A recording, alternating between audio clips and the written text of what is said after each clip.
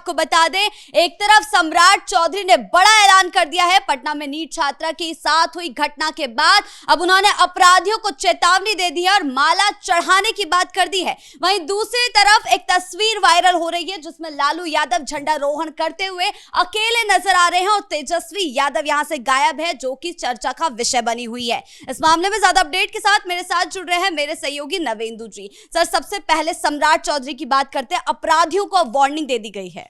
देखिए, सबसे पहले देशवासियों को, बिहार वासियों को गणतंत्र दिवस की बहुत बहुत शुभकामनाएं। और बात करते हैं सम्राट चौधरी की। सम्राट चौधरी ने गणतंत्र दिवस से एक दिन पहले जो बयान दिया है, अभी पूरे बिहार में वो ट्रेंड कर रहा है कि उन्होंने सीधे सीधे अपराधियों को चेतावनी दे दी है। पुलिस को भी चेतावनी दे दी है कि अपराधियों का माल्यार्पण करना बंद कर दो। अगर कोई अपराध करता है तो उसको माला पहनाने की जरूरत नहीं है, उसको माला चढ़ाने की जरूरत है। यानी उसको ठोको और ठोकने के बाद माला चढ़ाकर उसकी विदाई कर दो। तो गृह मंत्री और डिप्टी सीएम सम्राट चौधरी का यह बयान अपने आप में यह बताता है कि किस तरह से अब बिहार पुलिस को सरकार की ओर से फ्री हैंड दिया गया है। उन्होंने साफ साफ बयान में कहा है कि हम पुलिस के काम में हस्तक्षेप नहीं करते हैं, हमने पुलिस को फ्री हैंड दिया है और कहा है कि किसी अपराधी को छोड़ा नहीं जाएंगे। कि सम्राट चौधरी किस तरह से सीधे सीधे अपराधियों को और उन पुलिस वालियों को जो अपने काम में लापरवाही बरतते हैं उनको सीधी चेतावनी दी है। दरअसल सम्राट चौधरी पिछले 2 दिनों से अपने गृह क्षेत्र तारापुर में थे। वहां वो लगातार अपने विधानसभा का दौरा कर रहे थे और अपने घर पर उन्होंने जनता दरबार 2 दिन तक लगाया, जहां पर आम लोग गए, अपनी समस्याओं को लेकर उनकी सुनवाई की और फौरन निपटारा किया। हमारी कई लोगों से बातचीत हुई तो बताया गया कि वहां पर लोग अपनी अपनी समस्याओं को लेकर पहुंचे तो एक बुजुर्ग व्यक्ति थे, उन्होंने कहा कि एक मामला था उनका जुड़ा हुआ कि थाना अधिकारी मेरा केस जो है लिख ही नहीं रहा है। तो उन्होंने फौरन डीजीपी को फोन किया और कहा आप मामले का निपटारा करिए। जब भी सम्राट चौधरी अपने गांव जाते हैं, तारापुर का लखनपुर उनका गांव है, वहां पर वो जरूर जनता दरबार लगाते हैं। जितनी बार जाते हैं, वो सप्ताह में 1 बार जाएं या 2 बार जाएं और वहां पर आम लोगों की समस्या सुनते हैं। और उसके बाद एक कार्यक्रम में वो शामिल हुए और उस कार्यक्रम से उन्होंने ये बड़ा ऐलान कर दिया। उन्होंने पटना नीट छात्रा केस का जिक्र किया और कहा कि जहानाबाद की छात्रा के साथ जो कुछ हुआ है, हमने सीधा सीधा कह दिया है कि किसी अपराधी को छोड़ा नहीं जाए। जो पर्दे के पीछे रहकर अपराध करता है वो डरपोक है और ऐसे लोगों के लिए बिहार में कोई जगह नहीं है। आपको समझने की यह जरूरत है कि सम्राट चौधरी का यह बयान इस वक्त क्यों आया। पूरे बिहार में पुलिस प्रशासन पर सवाल उठ रहे थे, नीतीश कुमार पर सवाल उठ रहे थे। हालांकि जब से सम्राट चौधरी ने गृह मंत्रालय की जिम्मेदारी संभाली है, उसके बाद हम देख रहे हैं किस कदर एक्शन हो रहा है। लेकिन इस मामले में जो लापरवाही पुलिस ने बरती, मामले को घुमाने की कोशिश की, उसके बाद सरकार पर सवाल खड़े हो रहे थे और नीतीश कुमार की ओर से कोई बयान नहीं आया था। तो सम्राट चौधरी ने ही इस मामले में सबसे पहले कहा था कि जो अपराधी हैं उन पर एक्शन होगा और पीड़ित परिवार को न्याय मिलेगा। तो इस मामले में उन्होंने एसआईटी गठन करने का आदेश दिया था और उसके बाद जांच में तेजी आई। फिर अब जब फॉरेंसिक रिपोर्ट आ गई है तब पता चल गया है कि लड़की के कपड़े पर स्पर्म पाया गया और अब बहुत जल्द जो गिरफ्तार हुए हैं मनीष रंजन, उनके डीएनए से भी इसका मिलान किया जाएगा और बहुत से लोगों से जिन पर पुलिस को संदेह है, पुलिस इसका मिलान करेगी और हो सकता है कि बहुत जल्द ये सब कुछ सामने आ जाए। वहीं दूसरी ओर पीड़ित परिवार की महिलाओं ने, खासकर पीड़िता की मां ने सीधी सीधी चेतावनी दे दी है सरकार को कि आप हमें जल्द से जल्द न्याय दीजिए, नहीं तो हम पूरा परिवार मिलकर आत्मदाह कर लेंगे। लेकिन पहले इस मामले में काफी सख्ती नहीं देखी गई थी, लापरवाही देखी जा रही थी। 2 पुलिसकर्मियों को अब निलंबित कर दिया गया है और सम्राट चौधरी ने भी साफ कर दिया कि अपराधियों को बख्शा नहीं जाएगा। तो पीड़ितों को जो आक्रोश है, पीड़ित परिजनों का, उनका कहना है कि हम आत्मदेह कर देंगे, इस तरह के बयान वो दे रहे हैं। तो अब तो बिहार सरकार जो है एक्शन मोड में आ गई है। निश्चित तौर पर जिस तरह से पहले कुछ दिन लटकाया गया, मामले को घुमाया फिराया गया, उसके बाद जब लोगों ने विरोध प्रदर्शन शुरू किया और सड़कों पर लोग उतरे भारी संख्या में छात्रा के समर्थन में, यहां तक कि ब्रह्मेश्वर मुखिया की जो बहू है वो खुद आई और उन्होंने कहा कि सम्राट चौधरी का बुलडोजर कहां चला गया है। तो इन सब चीजों से सरकार पर और दबाव बना। हालांकि सम्राट चौधरी का शुरू से ही इस पर सख्त निर्देश था कि पुलिस जो है आप अपने स्टाइल में कार्रवाई कीजिए और फौरन जितनी जल्दी हो सके इस मामले को निपटाइए। और एसआईटी के गठन होने के बाद से डीजीपी भी लगातार मामले की देखरेख कर रहे थे और डीजीपी ने अब सारी बातें सम्राट चौधरी को खुद बताई है। पहले मामले में जिस तरह से पुलिस का रवैया सामने आया, उसने न सिर्फ बिहार पुलिस को की पोल खोली बल्कि एक उस कंडीशन को पूरी तरह से शर्मसार कर दिया जिसके तहत ये लोग काम कर रहे थे, चाहे एसएचओ रोशनी कुमारी हो या फिर दरोगा हेमंत झा हो। इन लोगों ने जिस तरह से शुरू में पूरे मामले को ही अलग मोड़ दे दिया था, लग रहा था कि सीधी सीधी इनकी मिली भगत जो आरोपी हैं उनके साथ है, लेकिन यहां पर गृह मंत्री का और डिप्टी सीएम का जो निर्देश आया है उसने स्पष्ट कर दिया है कि बिहार में अब अपराधियों के लिए जगह नहीं होगी।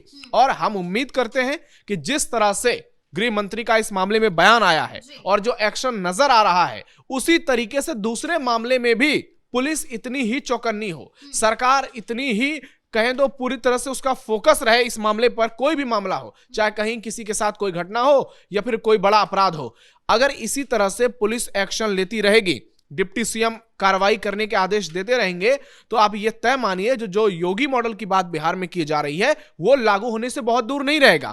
और इसके लिए बार बार सम्राट चौधरी पुलिस अधिकारियों के साथ मीटिंग कर रहे हैं। पटना से लेकर तमाम जिलों के एसपी और एसएसपी के साथ वो लगातार हर दिन वीडियो कॉन्फ्रेंसिंग करते हैं। और सबसे बड़ा टारगेट जो रखा गया है इस सरकार में कि आपको सबसे पहले कानून व्यवस्था को दुरुस्त करना है। जितने भी बालू माफिया है, लैंड माफिया है, जितने तरह के माफिया हैं, उन पर जब तक आप लगाम नहीं लगाएंगे, ये हॉस्टल माफिया है, ऐसे आप जो है कानून व्यवस्था स्थापित नहीं कर पाएंगे। वहीं अब क्या हुआ है इस मामले में, पटना यूनिट छात्रा केस में, कि हॉस्टल में जितनी भी लड़कियां रह रही थी सभी ने हॉस्टल खाली कर दिया। वहां पर कुल मिलाकर 45 कमरे हैं और नीट छात्रा जिनकी मौत हुई है उसके कमरे को छोड़कर तमाम कमरे को पुलिस ने सील किया हुआ था। लेकिन अब जितने भी बच्चे थे, जितनी भी छात्राएं थी, वहां पर सारी पहुंची और अपने माता पिता के साथ पहुंची।